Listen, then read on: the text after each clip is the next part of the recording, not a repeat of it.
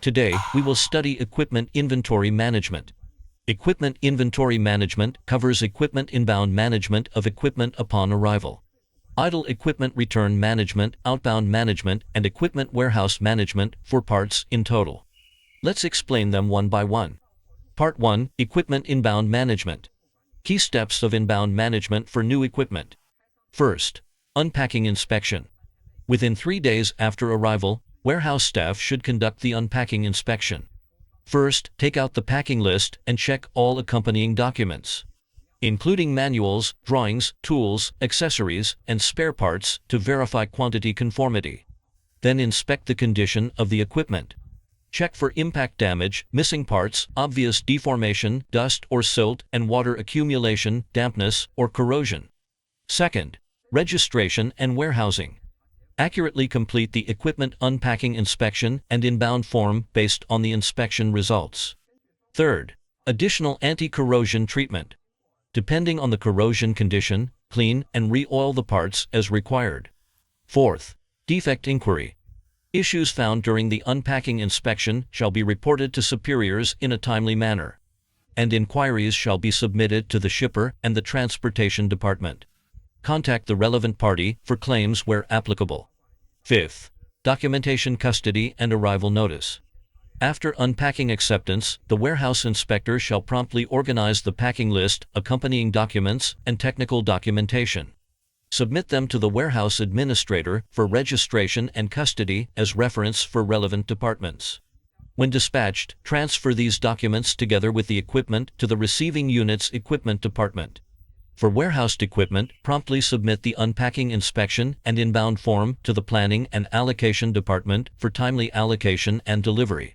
Sixth, equipment installation. When equipment arrives, if the user site meets the installation requirements, it may be delivered directly for installation, but inbound inspection and outbound procedures must still be completed.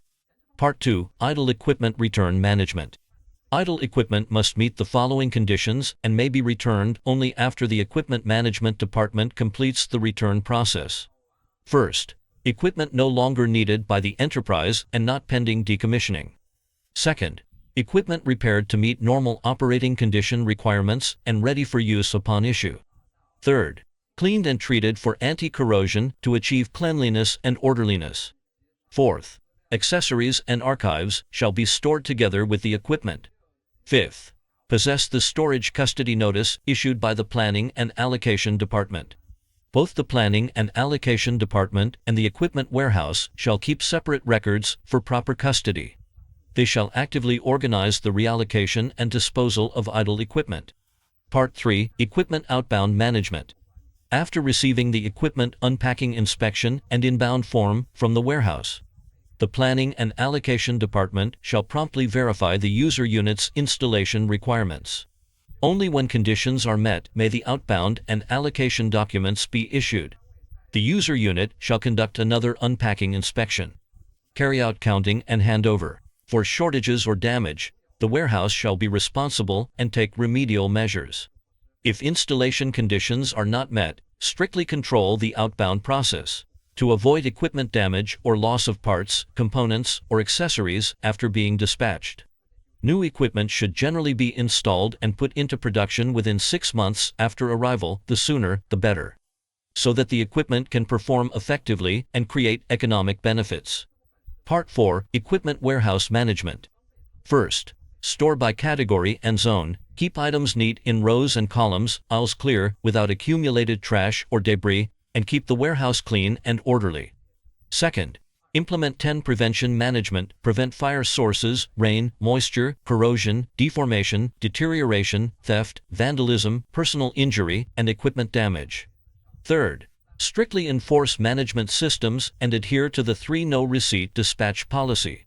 If quality issues are unresolved and there is no decision by the competent leader, do not receive or dispatch. If documents do not match the model, specification, or quantity and discrepancies have not been clarified, do not receive or dispatch. If inbound or outbound procedures are incomplete or non-compliant, do not receive or dispatch. Ensure consistency among books, cards, and physical items, and ensure that periodic reports are accurate and error-free. Fourth, custodians shall submit an anti-corrosion plan to the warehouse supervisor according to anti-corrosion cycles and organize cleaning and oiling. Fifth, the equipment warehouse shall submit a monthly outbound report as the basis for updating inventory records. That is the main content of this lesson. In this lesson, we explained equipment inventory management in 4 aspects: inbound upon arrival, idle return, outbound, and warehouse management.